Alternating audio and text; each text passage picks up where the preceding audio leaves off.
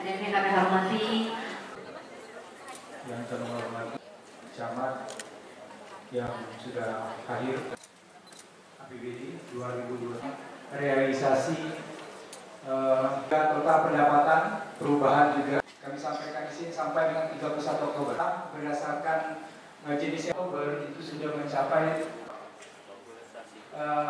dari realisasi akan dibuka dari data yang kita rencanakan, realisasi keuangan di November ini adalah 85%. Ini yang harus kita jawab sekarang di sini, Pak. Naik ya persentase. Nah, kalau kita nyimak dari sini itu agak sepertinya persen lagi. Itu kalau kita nyimak data rekapan koordinasi kepemudaan olahraga 80,8, 81,7, kamu ada kesesuaian.